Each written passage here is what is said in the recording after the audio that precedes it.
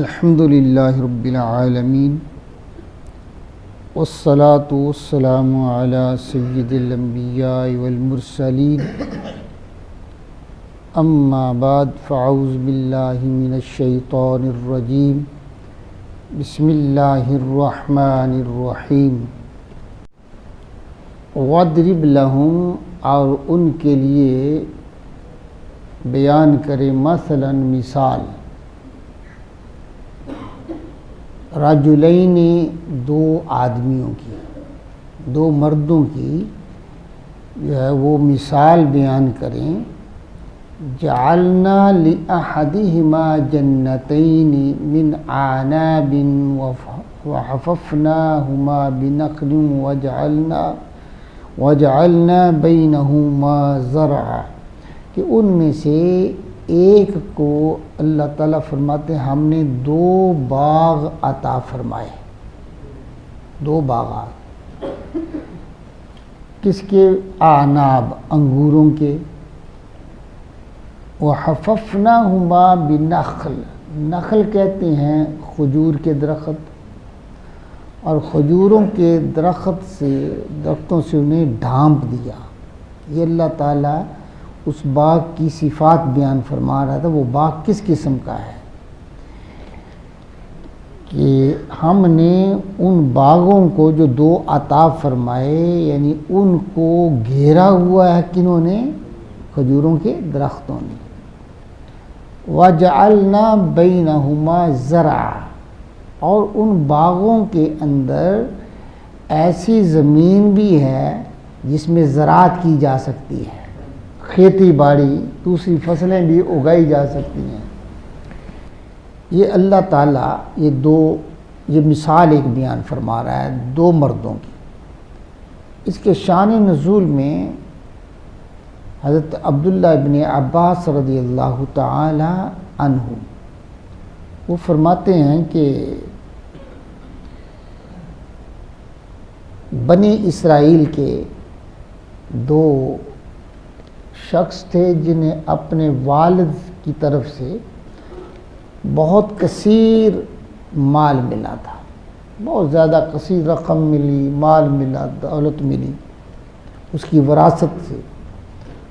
ان میں سے ایک مومن تھا اور دوسرا کافر تھا. جو مومن تھا اس نے جو باپ کی طرف سے وراثت میں جو سے بہت زیادہ دولت ملی، اس نے اس کو اللہ کے راستے میں خرچ کر دیا. اور دوسرا جو تھا اس نے یہ دو باغ بنا لیے، خرید لیے یا خود بنا لیے، تیار کر لیے. اب وہ اس کو پکڑ کر اس باغ کی سیر کروا رہا ہے اپنے بھائی کو جو مومن ہے اس کو، اور اس سے یہ کہہ رہا کہ یہ دیکھو میرے باغات دیکھیے گا. اب باغ یہ دیکھیں کھجوریں، یہ انگور لگے ہوئے ہیں، زمین ہے بڑی بہترین، تو نے کیا کیا؟ تیرے پاس کچھ بھی نہیں، میرے پاس مال بھی زیادہ ہے، میرے پاس جو ہے نا اولاد کی بھی کثرت ہے، اور میرے ساتھ قبیلے کے ظاہر ہے جس کے پاس پیسے ہیں لوگ اس کے ساتھ ملے ہوتے ہیں، میرے نظریے کے زیادہ لوگ ہیں. یہ وہ اس کی طرف یہ مثال اللہ تعالیٰ بیان فرما رہا ہے. پھر اللہ آگے آئے گا کہ وہ مومن اس کو کیسا خوبصورت جواب دیتا ہے. تو اللہ تعالیٰ ارشاد فرما رہے محبوب انہیں بتاؤ نا، یہ دو آدمیوں کی جو مثال ہے اس کی وضاحت فرما دیں انہیں کہ ان کو دونوں میں سے ہم نے ایک کو انگوروں کا باغ دیا تھا، اور اس کی صفت کیا ہے اس باغ کی کہ ہم نے اس کے گرد جو ہے جیسے باڑ لگا دی ہوتی ہے کھجوروں کی، وہ اس کے کھجوروں کے درخت جو ہیں وہ اس کی حفاظت بھی کرتے ہیں اور اس کی خوبصورتی میں اضافہ بھی فرما رہے ہیں اس باغ کی. وَجَعَلْنَا بَيْنَهُمَا زَرْعًا، باغ ہے لیکن اس کے اندر ایسی زمین بھی موجود ہے جہاں زراعت کی جا سکتی ہے. ان کے بیچ میں ہم نے کھیتی بھی رکھی ہوئی ہے. کِلْتَا الْجَنَّتَيْنِ آتَتْ أُكُلَهَا، اللہ فرماتا دونوں باغ اپنے پھل لائے، پھل بہت لگتا ہے. وَلَمْ تَظْلِمْ مِنْهُ شَيْئًا، اور اس میں سے کچھ بھی کمی نہیں ہے.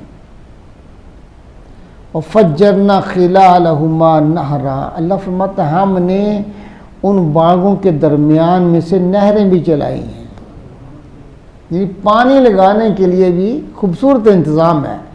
نہری نظام بھی بڑا خوبصورت ہے ان باغوں کے درمیان, اور نہریں بھی چل رہی ہیں, پانی بھی موجود ہے, پھل بھی خوب ہے, اس کا نقصان بھی کوئی نہیں ہوا. یہ لم تظلم منہ شیء کا معنی یعنی اس کا کوئی نقصان بھی نہیں ہوتا, اس کو بیماری بھی نہیں آئی. ہاں جی. وَكَانَ لَهُ ثَمَرٌ, اور وہ پھل رکھتا تھا. یہاں بعض مفسرین نے لکھا یہاں ثمر سے مراد یہ ہے کہ اس کے علاوہ بھی مال کے یعنی باغات کے علاوہ بھی اس کے پاس مال تھا, یعنی نقدی کی صورت میں, سونے چاندی کی صورت میں وہ مال بھی اس کے پاس تھا. فقال لصاحبہ, تو اس نے اپنے ساتھی سے کہا, وَهُوَ يُحَاوِرُهُ, وہ اس سے بات چیت کر رہا تھا, انا اکثر منک مالا واعز نفرا. اب اس کے باقی سیر ہو رہی ہے نا, تو اس نے کہا دیکھا میرے پاس تیرے سے زیادہ مال بھی ہے. ہاں جی. نفر سے مراد ہے کہ آدمی بھی میرے پاس زیادہ ہے, مزدور ہے, میری اولاد بھی ہے, میرے قبیلے کے لوگ بھی میرے ساتھ ہیں, یعنی ہر چیز میرے پاس ہے, مال بھی ہے اور لوگ بھی ہیں. وَدَخَلَ جَنَّتَهُ وَهُوَ ظَالِمٌ لِنَفْسِهِ, اور اپنے باغ میں وہ داخل ہوتا ہے اپنی جان پر ظلم کرتا ہوا. یہ لفظ جو ہیں کہ میرے پاس مال بڑا ہے, میرے پاس آدمی زیادہ ہیں, ہاں جی, یہ بات تکبر ہے نا, اس میں کیا ہے, تکبر ہے. تو وہ یہ کیا ہے, تکبر کرنا, اپنے آپ پہ ظلم کرنا ہے, اپنے آپ پہ مال پہ فخر کرنا, اپنی برادری پہ فخر کرنا, اپنے مزدوروں پر فخر کرنا, اپنی فیکٹریوں پہ فخر کرنا, یا اپنے جو ہے نا حمایتیوں پہ فخر کرنا. یہ کیا ہے, یہ حماقت ہے اور یہ تکبر ہے, یہ اللہ کو پسند نہیں ہے. قال ما اظن ان تبید هذه ابدا, اور اس نے اس کے ساتھ یہ بھی کہا کہ مجھے گمان نہیں ہے کہ یہ کبھی تباہ بھی ہوگا, اس کو فنا بھی آئے گی, یہ بھی نہیں ہے. ہاں جی, یہ ہمیشہ میرے پاس رہے گا. اور اگلی بات جو ہے نا, وَمَا أَظُنُّ السَّاعَةَ قَائِمَةً وَلَئِن رُدتُّ إِلَىٰ رَبِّي لَأَجِدَنَّ خَيْرًا مِّنْهَا مُنْقَلَبًا. اور اس نے کہا کہ مجھے یہ بھی گمان نہیں ہے کہ قیامت بھی آئے گی, قیامت بھی قائم ہوگی, یہ بھی گمان نہیں ہوگی. اور اگر ایسا ہو بھی گیا نا, میں اپنے رب کی طرف پھر بھی گیا, پیش بھی کر دیا گیا, تو وہ کہتا ہے کہ لَأَجِدَنَّ, یہ بڑی تاکید سے وہ بات کر, لَأَجِدَنَّ, تو ضرور خیر منہا منقلبا, اس سے بھی وہاں مجھے بہتر مقامات ملیں گے, اس سے بہتر مال مل جائے گا وہاں. جسے کہتے ہیں لوگ بعض بڑے فخر سے, میں تو مٹی کو ہاتھ لگاؤں تو سونا بنا دیتا ہوں, کہتے ہی نہیں کہتے کہ میں تو مٹی کو ہاتھ لگاؤں تو وہ سونا بن جاتی ہے, اور جہاں جاؤں تو موجیں لگ جاتی ہیں, جو کام کروں اسی میں جو ہے نا میں یہ کرتا ہوں, میں ہاں جی. یہ اسی نے یہ کہا کہ کوئی نہیں ہے, اگر ایسا ہو بھی گیا تو پھر بھی کوئی بات نہیں, ہم یہاں بھی ہیرے ہیں تو آخر میں بھی ہیرے رہیں گے. یعنی وہاں بھی ہماری جو کہتے ہیں ہمارے یعنی متھے پہ خیر ہی خیر لکھی ہوئی ہے. ہاں جی, یہ اس نے بات کی. قال له صاحبه وهو يحاور اكفرت بالذي خلقك من تراب ثم من نطفة ثم سوّك رجلا. تو اس کا ساتھی کہنے لگا, جو اس سے باتیں کر رہا تھا, جس سے وہ محاورہ کہتے ہیں نا, یعنی مکالمہ کر رہا, وہ مکالمہ کر رہا تھا, اور کیا تو اس ذات سے کا کفر کر رہا ہے, اس کا انکار کر رہا ہے جس نے تجھے مٹی سے پیدا کیا، جس نے تمہیں مٹی سے پیدا کیا، پھر تمہیں نطفہ سے پیدا کیا، ہاں جی، پھر نطفہ، پھر تمہیں صحیح ٹھیک ٹھاک مرد بنا دیا، اس سے تو جو ہے نا اس کا انکار کر رہا ہے، ہاں جی۔ اب یہاں آپ سمجھیں گے کہ یار مٹی سے کیا دے پیدا ہو، یہ پہلی تخلیق کی بات ہو رہی ہے کہ انسان کی تخلیق کیسے ہوئی ہے، مٹی سے تخلیق ہوئی ہے، ہاں جی۔ پھر اس کے بعد یہ نطفہ سے انسان پیدا ہوتا ہے، یہ اللہ تعالیٰ کا ایک طریقہ ہے، ہاں جی، تخلیق کا۔ اس کی طرف اشارہ ہے کہ دیکھیے تو کیا کر رہا ہے، تو اس کا کفر کر رہا ہے، جس نے تجھے مٹی سے پیدا کیا، پھر تجھے نطفے سے پیدا کیا، پھر تجھے کامل مکمل ایک آدمی بنا دیا، جو تمہیں مٹی سے پیدا کر سکتا ہے، جو تمہیں پانی کی ایک بوند سے پیدا کر کے اتنا بڑا کڑیل جوان بنا سکتا ہے، کیا تمہیں شرم نہیں آتی؟ کہتا ہے قیامت برپا نہیں ہو سکتی، تم مر نہیں سکتے، مار بھی سکتا ہے، مار کے پھر تمہیں مٹی بنا کے پھر تمہیں زندہ کر سکتا ہے۔ یہ وہ مومن جو ہے نا وہ سے کہہ رہا ہے کہ تم کیا کیسی باتیں کر رہا ہے، بہکی بہکی۔ لکنہ اللہ ربی ولا اشرک بربی احدا، وہ کہتے ہیں لیکن میں تو یہی کہتا ہوں کہ میرا رب اللہ ہی ہے، میرا رب اللہ ہے، ولا اشرک بربی احد، اور میں اس کے ساتھ کسی کو شریک نہیں بناتا، میں اپنے رب کے ساتھ کسی کو شریک نہیں ٹھہراتا۔ ولولا اذا دخلت جنتک قلت ما شاء اللہ لا قوت الا باللہ، کہتا کیوں نہ ایسا ہوا کہ جب تو داخل ہوا تھا اپنے باغ میں تو کہتا کہ ماشاء اللہ لا قوت الا باللہ، ہاں جی۔ تو یہ کیوں نہیں کہا ہے کہ جو اللہ جو چاہے، جو اللہ چاہے، اور اس کے بارگاہ میں کوئی قوت کسی کی نہیں، لا قوت الا باللہ، قوت صرف اللہ کی ہے، قوت صرف اللہ کی ہے۔ تو اپنی قوتیں بتا رہا ہے کہ میرے پاس مال ہے، مال بھی تو قوت ہے نا، ہاں جی، میرے پاس لوگ ہیں، میرے پاس برادری ہے، میرے پاس مزدور ہیں، ہاں جی، تو ایسی باتیں کرتی شرم نہیں آتی؟ تو یہ کہنا چاہیے تھا ماشاء اللہ، کیا کہنا چاہیے تھا؟ ما شاء اللہ لا قوت الا باللہ۔ اس کے بارے میں یہ میں آپ کو ذرا تھوڑا سا بتا دوں کہ لا حول ولا قوت الا باللہ کے بارے میں احادیث میں کیا آیا ہے۔ حضرت امام مالک جو ہے نا وہ فرماتے ہیں کہ جو شخص بھی اپنے گھر میں داخل ہو، جو شخص اپنے گھر میں داخل ہو، اس کو چاہیے کہ وہ کہے ماشاء اللہ، ماشاء اللہ، یہ کہنا چاہیے۔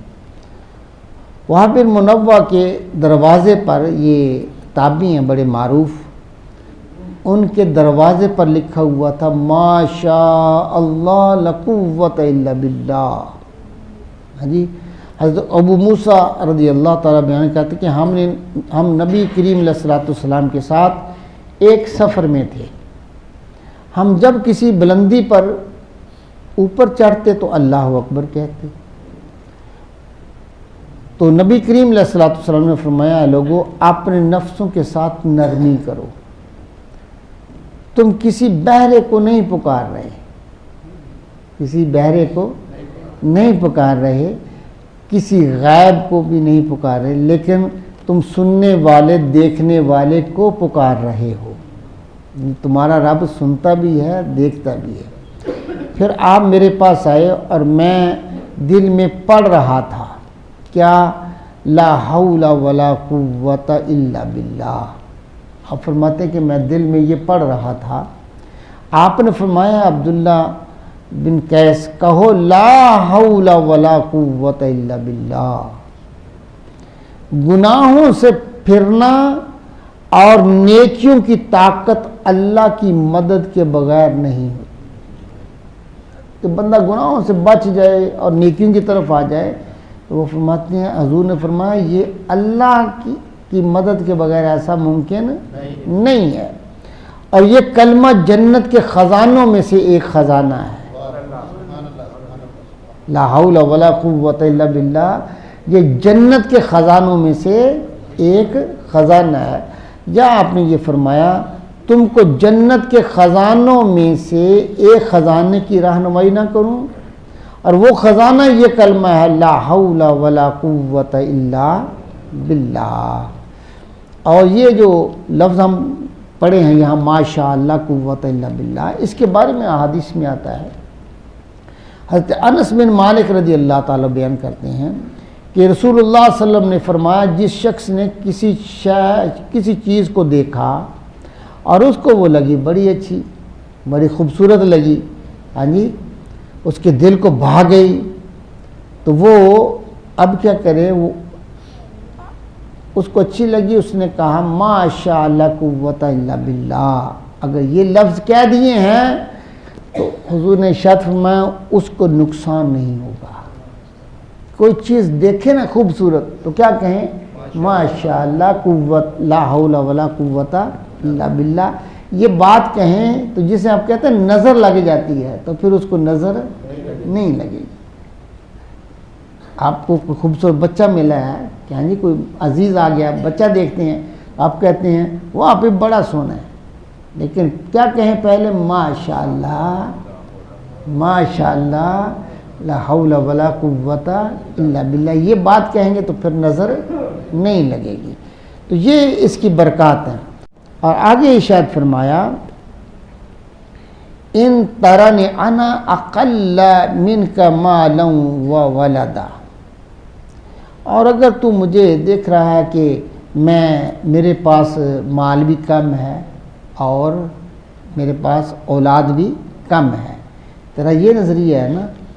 آگے وہ کہتا کہ یہ بات کوئی بات ایسی نہیں ہے، ایسی بات نہیں ہے. میرا رب، اب وہ اپنے رب پہ یقین، ایمان اور اللہ کی بارگاہ سے اس کو جو امید ہے اس کا ذکر کر رہا ہے. ہاں جی، وہ کہتا فَعَسَىٰ رَبِّ أَن يُؤْتِيَنِي خَيْرًا مِّن جَنَّتِكَ وَيُرْسِلَ عَلَيْهَا حُسْبَانًا مِّنَ السَّمَاءِ فَتُصْبِحَ صَعِيدًا زَلَقًا. وہ کہتے ہیں لیکن عن قریب، عصا کا معنی قریب، دور نہیں ہے. کیا کہا؟ قریب. قریب کیا ہوگا؟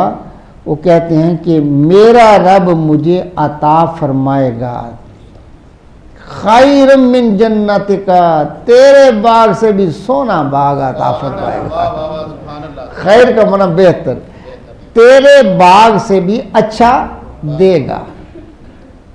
ہاں جی، وَيُرْسِلَ عَلَيْهَا حُسْبَانًا مِّنَ السَّمَاءِ، اور تیرے باغ پر اللہ تعالیٰ آسمان سے بجلیاں اتارے گا، یعنی عذاب آئے گا تیرے باغ پر.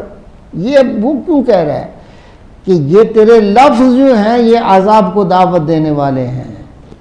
یہ جو تو کہتا ہے نا کہ میں لگائی ہوئی ہے، یہ کیا ہے؟ یہ تو تیری طرف عذاب آنے کی ایک گھنٹی بج رہی ہے. ہاں جی، آسمان سے کو آئے گا. فَتُصْبِحَ صَعِيدًا زَلَقًا، اور تیرے اس باغ کو ایک چٹیل میدان، چکنی مٹی والا بنا دے گا.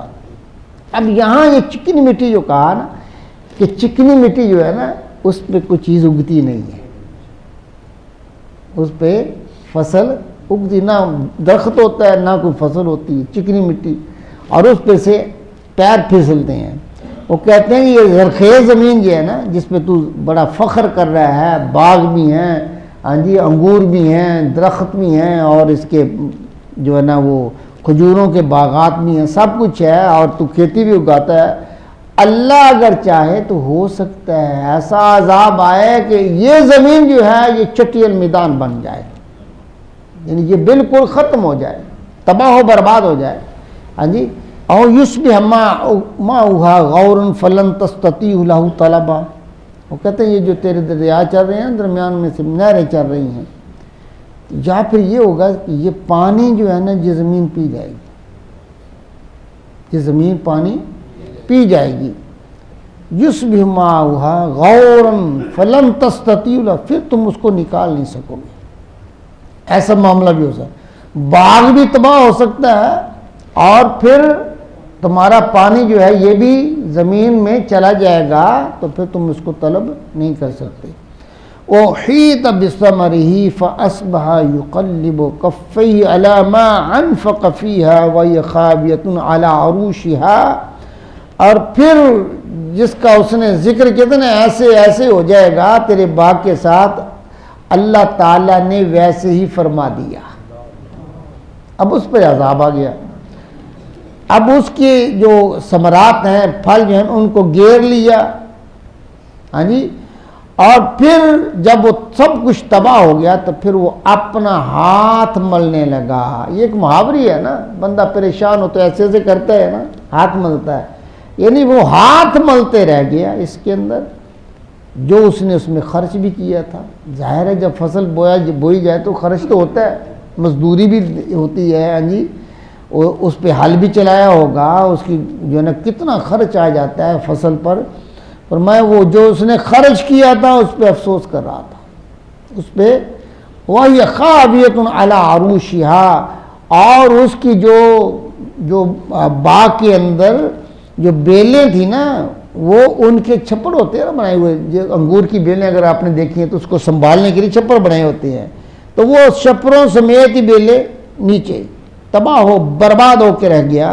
وَيَقُولُ يَا لَيْتَنِي لَمْ أُشْرِكْ بِرَبِّي أَحَدًا، اس وقت اس کو یاد آیا کہ کاش میں نے اپنے رب کے ساتھ کسی کو شریک نہ بنایا ہوتا.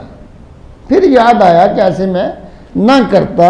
وَلَمْ تَكُنْ لَهُ فِئَةٌ يَنْصُرُونَهُ مِنْ دُونِ اللَّهِ وَمَا كَانَ مُنْتَصِرًا، اور اس کے پاس کوئی جماعت ایسی نہ تھی جو اس کی مدد کرتی، اللہ کی سامنے اللہ کے مقابلے میں کوئی اس کی مدد کر سکتی.